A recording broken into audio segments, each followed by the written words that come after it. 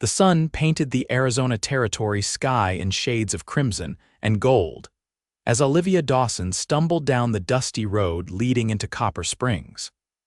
Her once fine blue dress hung in tatters around her slender frame, bruises darkening her pale skin where the fabric had been torn away. Each step was agony, but she forced herself forward, knowing that to stop meant death in the unforgiving desert. The year was 1875, and Olivia had nothing left but the clothes on her back and the wedding ring she'd managed to hide in the hem of her dress when Franklin Barlow, the man she'd been forced to marry, had taken everything else, including her dignity. A lone rider appeared on the horizon, silhouetted against the setting sun. Instinctively, Olivia moved to the side of the road, her heart hammering in her chest. She'd learned the hard way that men on horseback usually meant trouble for a woman alone. Samuel Tucker pulled back on his horse's reins when he spotted the figure swaying at the edge of the road. From a distance, he couldn't tell if it was a man or woman, but whoever it was clearly needed help. He approached cautiously, his hand resting on the Colt revolver at his hip. 8 years working as a ranch hand in the territory had taught him caution. "Madam," he called out when he was close enough to see that it was indeed a woman. "Are you all right?" Olivia looked up, her vision blurring. The last of her strength failed her, and she crumpled to the ground just as Samuel dismounted. He reached her in 3 long strides, kneeling beside her prone form. In the fading light, he could make out the bruises on her face, the split in her lip, and the way her left eye was swollen shut. Someone had beaten this woman, and recently. "Madam," he said again, more gently this time. When she didn't respond, he carefully gathered her into his arms. She weighed almost nothing, and he could feel her bones through the thin fabric of her dress. Samuel settled her across his saddle and mounted behind her, one arm holding her securely as he turned his horse toward his cabin. Copper Springs was still 5 miles away, and night was falling fast. The woman needed help now. As they rode, Olivia stirred slightly, whimpering in pain. "It's all right," Samuel murmured, not even sure if she could hear him. "I won't hurt you. You're safe now." The words were a promise, though he didn't yet know how much it would cost him to keep it. Samuel's cabin stood in a small clearing, a modest structure he'd built with his own hands 3 years ago when he'd saved enough to buy this plot of land. It wasn't much, just a main room with a stone fireplace, a small bedroom, and a lean-to that served as a kitchen, but it was his. He carried Olivia inside and placed her gently on his bed, then lit the lamp on the table beside it. In the warm glow, he could better see the extent of her injuries. Anger rose in him like bile at the sight of the finger-shaped bruises on her throat. Samuel filled a basin with water from the barrel by the door and found a clean cloth. With movements as gentle as he could manage with his calloused hands, he began to clean the dirt and blood from her face.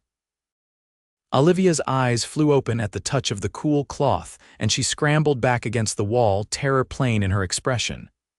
"Easy," Samuel said, raising his hands to show he meant no harm.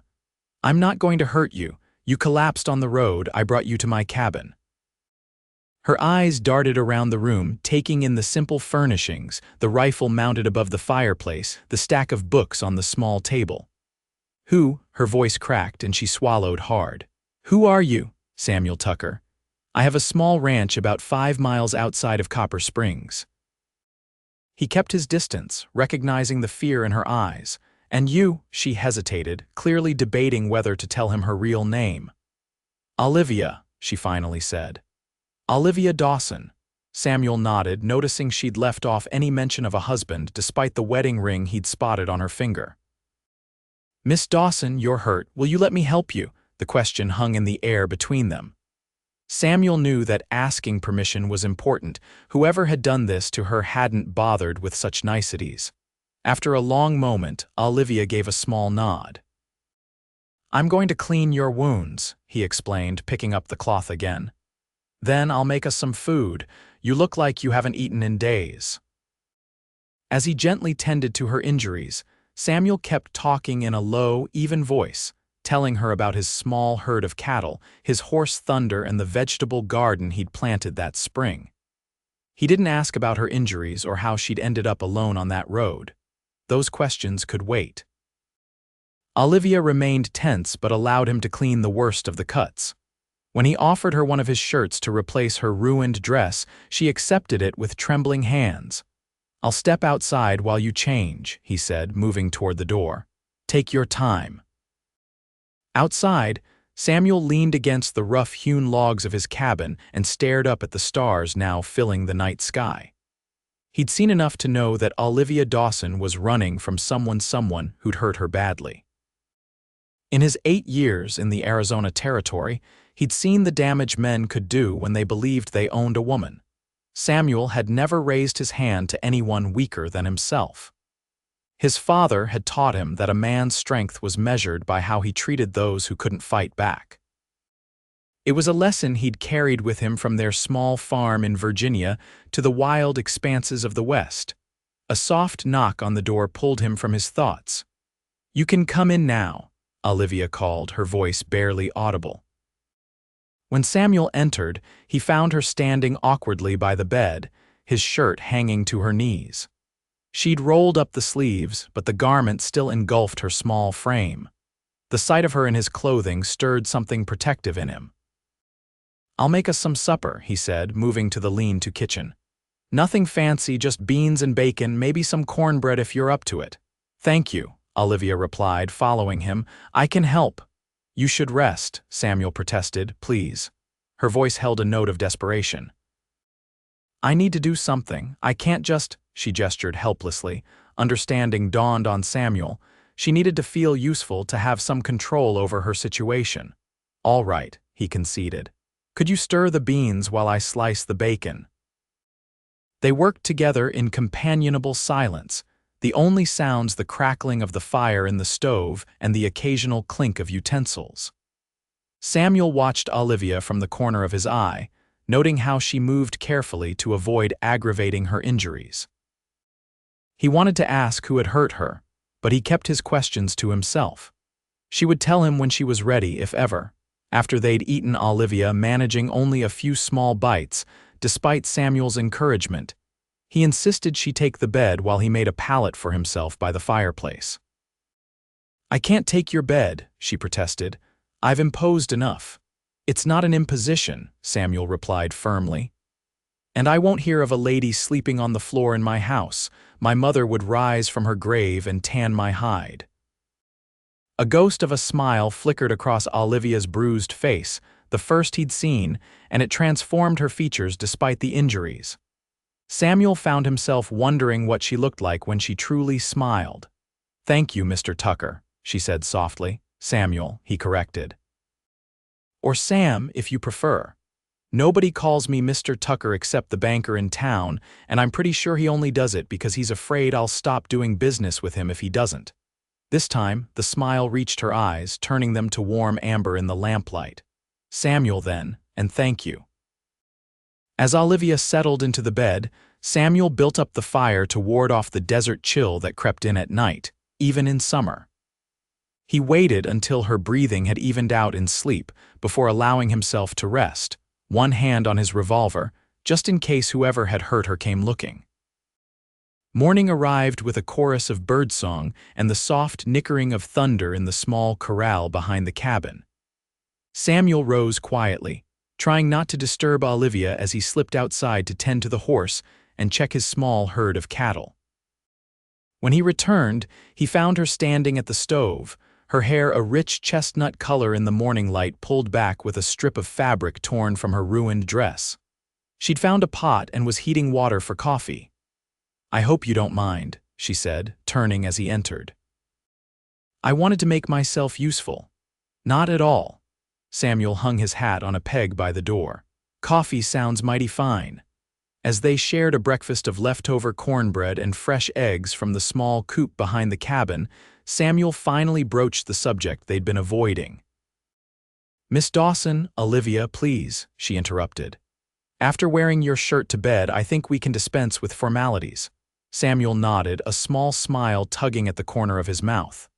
"Olivia, then, I don't mean to pry, but I need to ask, are you in danger? Is someone looking for you?" The question drained all color from her face, and her hand trembled as she set down her coffee cup. "Yes," she whispered. "My husband, Franklin Barlow." Samuel's jaw tightened at the confirmation. "He did this to you?" Olivia nodded, unable to meet his eyes. "He's been cruel since the day we married, but this time," her voice caught. "This time I thought he might kill me, so I ran." "How long have you been running?" "3 days." She absently touched the bruise on her cheek. "I took the stage as far as I could, then started walking when my money ran out. I was trying to reach Tucson. I have an aunt there." Samuel considered this information. Tucson was still a good 80 miles south. She'd never have made it on foot, especially in her condition. "This Barlow," he said carefully, "is he likely to come after you?" "Yes." The word was barely audible. "He'll come. He always says that what belongs to him stays his, and in the eyes of the law, I'm his property." Anger flared in Samuel's chest, but he kept his voice level. "No person belongs to another, not in my book." Olivia looked up then, her eyes meeting his for a long moment. Something passed between them, understanding, perhaps, or recognition of a shared belief that went against the accepted wisdom of their time. "You can stay here," Samuel said, "as long as you need to. We can send word to your aunt, let her know you're safe. When you're stronger, I'll take you to Tucson myself." "Why would you do that?" Olivia asked, genuine confusion in her voice. "You don't know me. I could be lying about everything." Samuel shrugged, suddenly self-conscious under her scrutiny. "My pa always said that a man's character is determined by what he does when no one's watching. I reckon helping someone in need is just the right thing to do." What he didn't say was that there was something about Olivia Dawson that had gotten under his skin in the short time he'd known her. A strength beneath the bruises, a dignity that her husband's cruelty hadn't managed to crush. "I can work," she offered. "I know how to cook, clean, so I won't be a burden." "You're not a burden," Samuel said firmly. "But if it makes you feel better, I wouldn't say no to some help around the place. Truth is, I'm a terrible cook." He grinned, trying to lighten the mood. "Those beans last night were probably the best thing I've made in months." A tentative smile curved Olivia's lips, and Samuel counted that as a victory. It would take time for her to trust him, to believe that his help came with no strings attached. He was prepared to give her that time. The next few days settled into a rhythm. Olivia's physical injuries began to heal, the bruises fading from purple to yellow-green. She insisted on taking over the cooking and mending Samuel's clothes, which he had to admit were in sorry shape. He focused on his ranch work, repairing fences, tending to the cattle, and breaking a young horse he'd purchased in the spring. They spoke little of Franklin Barlow, though his shadow hung over them. Samuel sent a letter to Olivia's aunt in Tucson via the stagecoach driver who passed through Copper Springs twice a week. He also began sleeping with his rifle closer at hand. On the 4th evening, as they sat on the small porch Samuel had built off the front of the cabin, watching the sunset paint the desert in gold and purple, Olivia finally told him the whole story. "My father died last year," she began, her voice steady despite the pain Samuel could see in her eyes. "Left my mother and me with debts we didn't know about. Franklin Barlow owned the bank that held those debts." Samuel listened as she described how Barlow had offered a solution marriage to him would erase the debt and provide for Olivia's ailing mother. "I didn't love him," she admitted. "But I thought I could learn to with time. He seemed kind enough during our courtship. It wasn't until after the wedding that I saw his true nature." Olivia's hands twisted in her lap as she recounted the first time Barlow had struck her for serving his dinner too cold. The beatings had escalated over the 6 months of their marriage, becoming more severe, more frequent. "My mother died 2 months ago," she continued. "After that, there was nothing keeping me there except fear, and finally, the fear of staying became greater than the fear of leaving." Samuel sat in silence, absorbing her words. The urge to find Franklin Barlow and make him pay for what he'd done to Olivia was nearly overwhelming, but that wouldn't help her now. What she needed was safety, security, and time to heal both her body and her spirit. "Where is he now?" Samuel asked. "Barlow, I mean, Silver City, New Mexico territory, about 3 days' ride from here."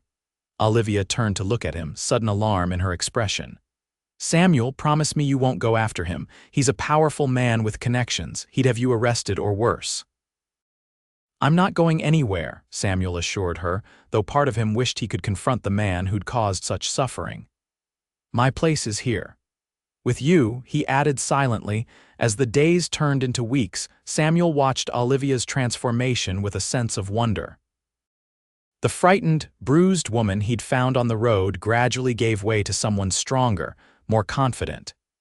She laughed more easily, spoke her mind more freely, and even began to venture into Copper Springs with him on supply runs. They received a response from her aunt in Tucson, a heartfelt letter expressing relief that Olivia was safe and an invitation to come stay whenever she was well enough to travel. Samuel had mixed feelings about the letter. On one hand, he was glad Olivia had family who cared for her. On the other, he'd grown accustomed to her presence in his small cabin, the sound of her humming as she worked, the way she'd turned the bare-bones structure into something that felt like a home. One afternoon in late summer, nearly 2 months after Olivia had arrived, Samuel returned from checking the herd to find her sitting at the table with a piece of paper in front of her, tears streaming down her face. "Olivia," he rushed to her side, heart pounding with sudden fear. "What's wrong?" "Are you hurt?" She shook her head, unable to speak through her tears, and handed him the paper. It was a notice from the Silver City newspaper, dated 2 weeks prior. Franklin Barlow had been found dead in his office, apparently the victim of a heart attack. Samuel sat down heavily in the chair beside her, processing this information. Barlow was dead, Olivia was free. "I don't know why I'm crying," she said, wiping at her tears with the back of her hand. "I hated him. I should be relieved." Samuel reached across the table and took her hand. "It's all right to cry. No matter what he did to you, there was a time when you hoped for something better with him." Olivia nodded, squeezing his hand. "I keep thinking about who I might have been if I'd never married him, the plans I had, the dreams. I was going to be a teacher." "You still could be," Samuel suggested gently. "Copper Springs has been looking for a schoolteacher. The last one left 6 months ago to get married. Me, teach here?" Olivia looked startled by the idea, but I was planning to go to Tucson, to my aunt's. "You don't have to decide right away," Samuel said quickly, ignoring the tightness in his chest at the thought of her leaving. "Just something to consider." That night, as they sat by the fire after dinner, Samuel found himself watching Olivia as she mended one of his shirts. The firelight caught in her hair, turning it to burnished copper, and highlighted the graceful line of her profile. The bruises had long since faded, leaving her skin clear and smooth. She must have felt his gaze because she looked up, a questioning smile on her lips. "What is it?" "I was just thinking," Samuel said, suddenly aware of how much he'd come to care for her, "that you look happy." "I am happy," she admitted, setting aside her sewing. "Happier than I've been in a very long time." She hesitated, then added, "Because of you, Samuel." The simple statement hung in the air between them, charged with meaning. "Olivia," he began, then stopped, unsure how to express what he was feeling. He was a simple man, not given to flowery speeches or grand declarations. "I don't want you to go to Tucson." She stood and crossed the small space to kneel beside his chair. "Then ask me to stay." Samuel reached out to touch her cheek, marveling at the softness of her skin. "Stay," he whispered. "Not because you need a place to hide or because you're afraid. Stay because you want to. Stay with me." Olivia turned her face into his palm, her eyes closing briefly. "I want to," she said. "I've wanted to for weeks now, but I was afraid to hope." Samuel pulled her gently into his arms, cradling her as if she might break. For all her newfound strength, there was still a fragility to Olivia that made him want to protect her, to ensure no one ever hurt her again.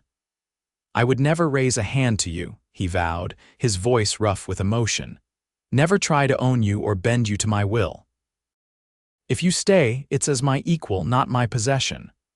Olivia reached up to touch his face, her fingers tracing the lines etched by sun and wind. "I know that. It's why I can love you without fear." The word love hung in the air between them, bright and unexpected.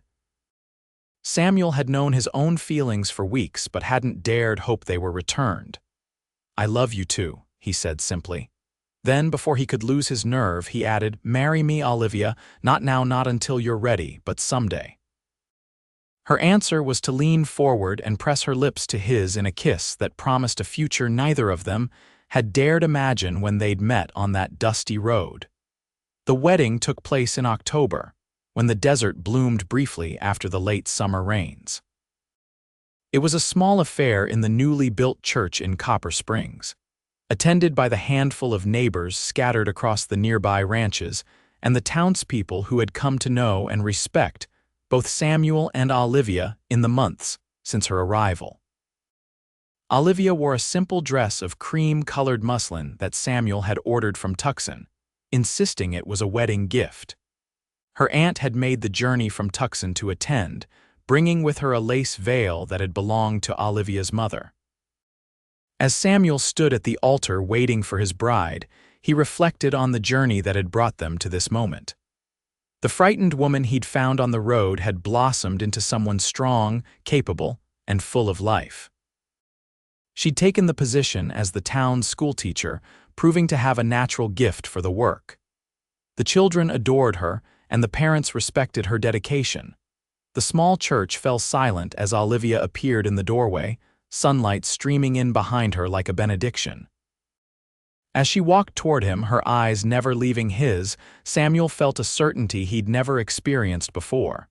This was right. This was meant to be. The vows were simple, the ceremony brief. When the preacher pronounced them husband and wife, Samuel kissed Olivia with a tenderness that belied the passion he felt for her. The cheers and applause of their small community surrounded them, a joyful noise that followed them out into the bright autumn day. The celebration moved to the town's only hotel, where tables had been set up in the dining room and decorated with wildflowers and ribbons. There was music from a fiddle player and a guitar, laughter and dancing that continued well into the evening. When it was time to leave, Samuel helped Olivia onto Thunder, then mounted behind her for the ride back to their cabin, their home. "Mrs. Tucker," he murmured against her ear as they rode under the star-filled sky. "How does it feel?" Olivia leaned back against his chest, her hand covering his where it rested at her waist. "Like coming home," she said simply. "Like I've finally found where I belong." At the cabin, Samuel lifted her down from the horse, then surprised her by sweeping her into his arms to carry her across the threshold. Olivia laughed, a sound of pure joy that made his heart swell. "Welcome home, wife," he said, setting her gently on her feet in the main room. "Husband," she replied, reaching up to trace the line of his jaw. "My choice. My love."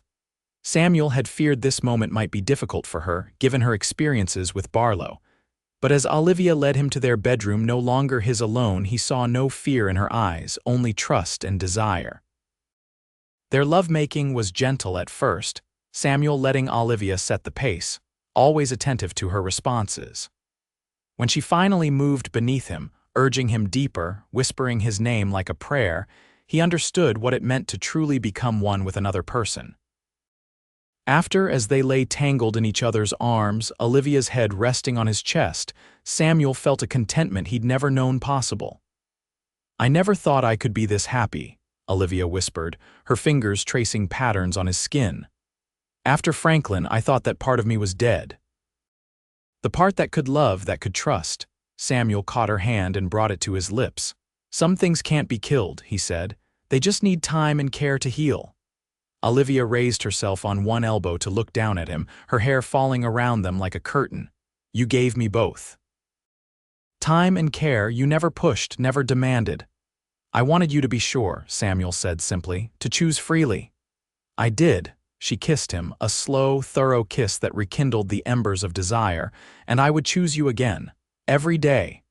The years that followed were not without challenges. The life of a small rancher and his schoolteacher wife in the Arizona Territory was never easy. There were droughts that threatened the cattle, harsh winters that kept them housebound for weeks, and the constant struggle to make the land yield enough to support them. Yet through it all, the foundation they had built of respect, trust, and love remained unshaken.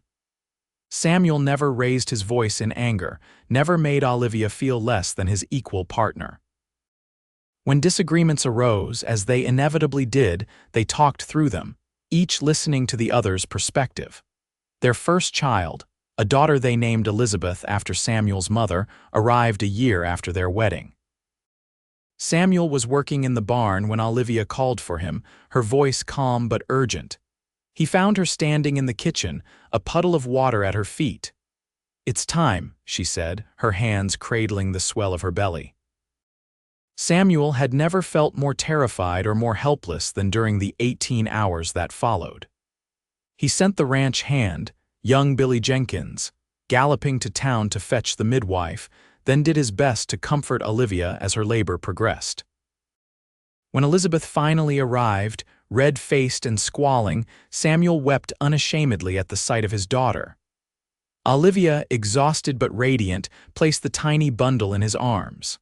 "Hello, little one," he whispered, marveling at the perfect miniature fingers that wrapped around his thumb. "Your mama and I have been waiting for you." Elizabeth was followed 2 years later by a son, James, who had Samuel's quiet temperament and Olivia's thoughtful eyes. Then came another daughter, Mary, whose arrival during a spring thunderstorm seemed fitting for her spirited nature. As the children grew, so did the ranch. Samuel added to his herd each year, eventually becoming one of the more successful small ranchers in the territory. Olivia continued teaching until Mary's birth, then focused on their growing family, though she often tutored children who needed extra help. They built a larger house to accommodate their family, a comfortable 2-story structure that stood beside the original cabin. Samuel insisted on keeping the cabin, converting it to a guest house for visitors, and occasionally using it as a quiet retreat when he needed to work on the ranch books. "This is where our story began," he explained to Olivia when she questioned why he wouldn't tear it down to make room for a larger garden. "It's part of us," she understood. The cabin held memories both painful and precious. It was where she had begun to heal, where she had first felt safe after years of fear, where she had fallen in love with the quiet cowboy who had asked for nothing in return for his kindness. On their 10th wedding anniversary, Samuel surprised Olivia with a trip to San Francisco. It was the farthest either of them had ever been from home, and they marveled at the bustling city with its grand buildings and views of the bay.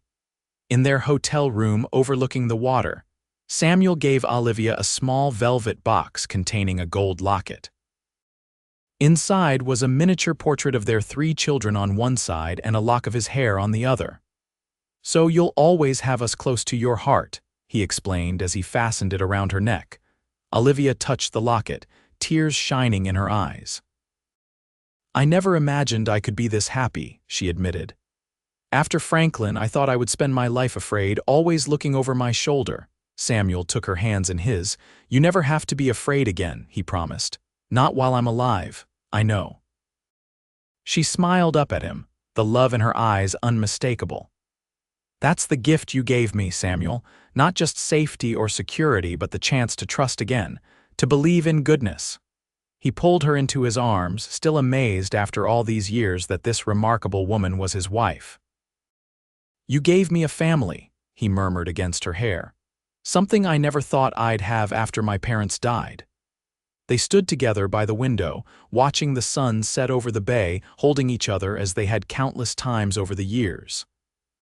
In that moment, the journey from a bruised and terrified woman on a dusty road to this a love that had endured and grown stronger through a decade of shared joys and sorrows seemed like a miracle. "Remember that first night?" Olivia asked softly. "When you found me on the road?" Samuel nodded, his arms tightening around her. "I couldn't leave you there. You held me that night," she continued, "just held me while I slept, no demands, no expectations, just safety." She turned in his arms to face him. "I think I began to love you then, even through my fear." "I just wanted to help," Samuel said simply. "I never expected," he gestured between them, encompassing all they had become to each other. "That's why it worked," Olivia said, a wisdom in her eyes that came from having survived the worst and found the best. "You didn't expect anything. You just gave." As they returned to their life in Copper Springs, Samuel reflected on how far they had come from that fateful meeting. The ranch had prospered, their children were growing strong and kind, and the love between them had only deepened with time.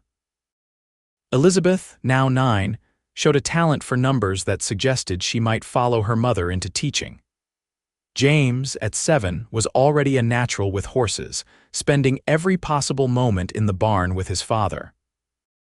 5-year-old, Mary charmed everyone she met with her quick wit and infectious laugh.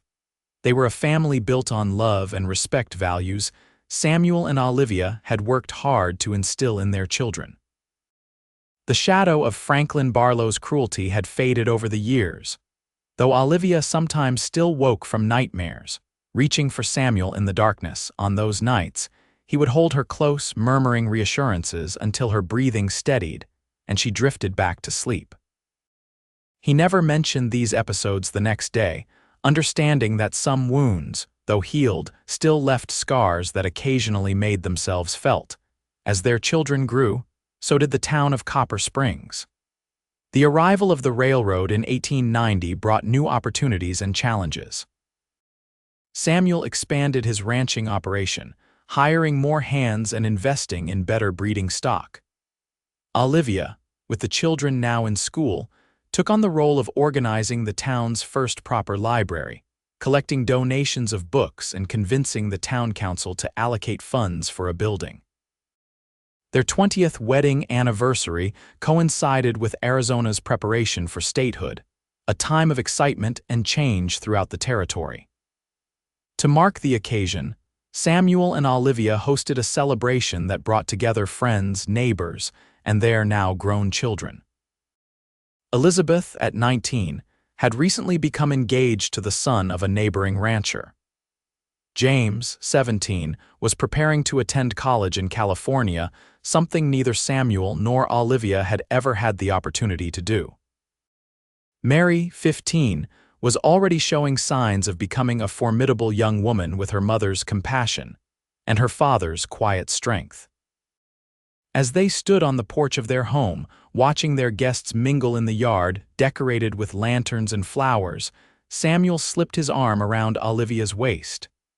"Happy anniversary, Mrs. Tucker," he said softly, pressing a kiss to her temple. Olivia leaned into his embrace, her hand finding his. 20 years, she marveled. "Sometimes it feels like yesterday that you found me on that road, other times it seems like another life entirely." "It was," Samuel replied, "for both of us." They had grown older together, Samuel's dark hair, now streaked with silver. Olivia's chestnut locks showing threads of gray, but the connection between them had only strengthened with time. The passion of their early years had matured into something deeper, a bond that encompassed friendship, partnership, and an enduring love that had weathered every storm. As the evening progressed, their guests called for a speech. Samuel, never comfortable as the center of attention, looked to Olivia for help. She smiled and stepped forward, her voice clear in the evening air. 20 years ago, she began, I was running from a past filled with pain and fear when a kind cowboy found me on the road to Copper Springs. He asked for nothing in return for his help, not then, not ever. She turned to look at Samuel, her eyes shining with unshed tears. He taught me that love doesn't demand or control, it gives and supports and believes in the best of the other person. Samuel moved to stand beside her, taking her hand. I didn't know then that I was meeting the woman who would become my heart, he said, his deep voice carrying across the suddenly quiet gathering. I just knew someone needed help. But Olivia, he looked down at his wife, the love in his eyes plain for all to see. Olivia gave me everything I never knew I wanted, a partner, a family, a life filled with purpose and joy. Their guests raised their glasses in a toast, but Samuel and Olivia hardly noticed. In that moment, they were back at the beginning, a bruised woman and a gentle cowboy finding in each other the healing and love they both needed.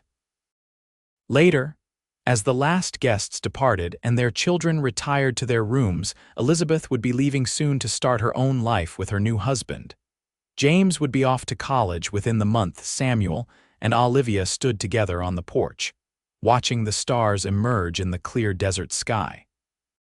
"Do you ever wonder," Olivia asked, "what would have happened if you hadn't been riding that road the day I collapsed?" Samuel considered the question seriously, as was his way.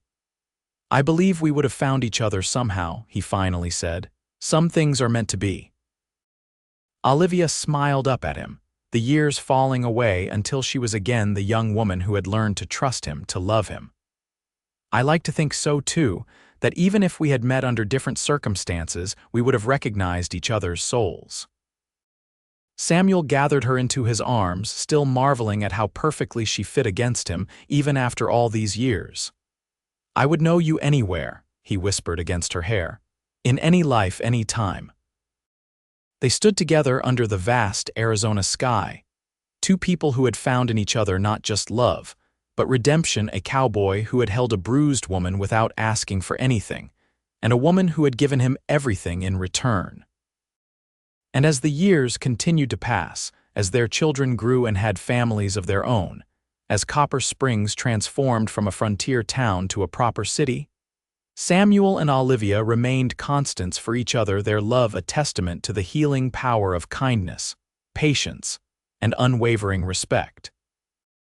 Their story became something of a legend in the region, passed down through generations, the tale of a woman bruised by cruelty who found salvation in the arms of a cowboy who asked for nothing but gave everything. It was a reminder that even in the wild heart of a dangerous territory, love could flourish, transforming lives and creating a legacy that would endure long after they were gone. In the end, it was the simplicity of their love that made it so extraordinary, a love built not on grand gestures or dramatic declarations, but on the quiet daily acts of caring, the consistent choice to see the best in each other, and the courage to believe that after darkness, light would always come again.